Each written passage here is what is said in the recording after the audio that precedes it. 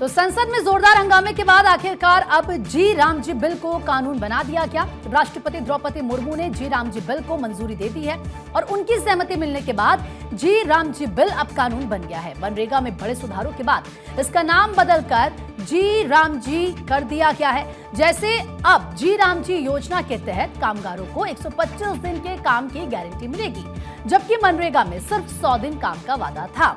नई स्कीम पर लोकसभा में सभी सवालों का जवाब दिया गया। लोकसभा में देर रात 1:30 बजे तक सवालों के जवाब दिए गए थे, जिस पर विपक्ष ने खूब हंगामा भी मचाया था और इसे गांधी का अपमान बताया था। और सत्ता पक्ष की तरफ से केंद्रीय मंत्री शिवराज सिंह चौहान ने विपक्ष को घेरते हुए कहा था कि गांधी तो हमारे दिल में है। आपने चुनावों के चलते नरेगा को गांधी के साथ जोड़ा। राजनीति विपक्ष द्वारा इस मामले में की जा रही है। केंद्रीय कृषि मंत्री शिवराज सिंह चौहान के मुताबिक जी राम जी योजना में मजदूर की मजदूरी देरी से मिलने पर मुआवजा मिलेगा।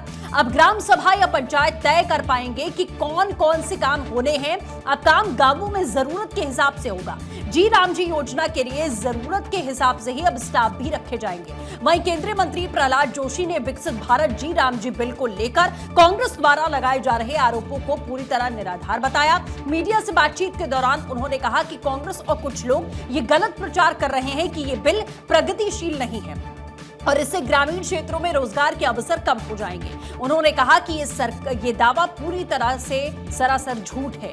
केंद्रीय मंत्री ने आगे ये भी कहा कि 125 दिनों का रोजगार उपलब्ध होने से गांवों से शहरों की ओर होने वाला पलायन कम होगा। उन्होंने भरोसा दिया कि प्रत्येक कार्य पर संबंधित अधिकारी निगरानी रखेंगे, जिससे पारदर्शिता बनी रहेगी और योजनाओं का लाभ पात्र लोगों तक पहुंचेगा। लेकिन दूसरी तरफ विपक्ष इसे बड़ा मुद्दा बनाने के मूड में दिखाई दे रहा है।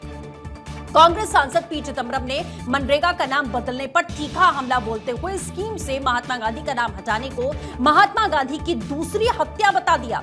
चेन्नई में एक प्रेस वार्ता को संबोधित करते हुए चिदंबरम ने कहा कि कांग्रेस तब तक नए कानून का विरोध करती रहेगी जब तक पहले वाला रोजगार गारंटी ढांचा बहाल नहीं होता। मतलब अभी ये रार रुकने वाली दिखाई नहीं दे रही है।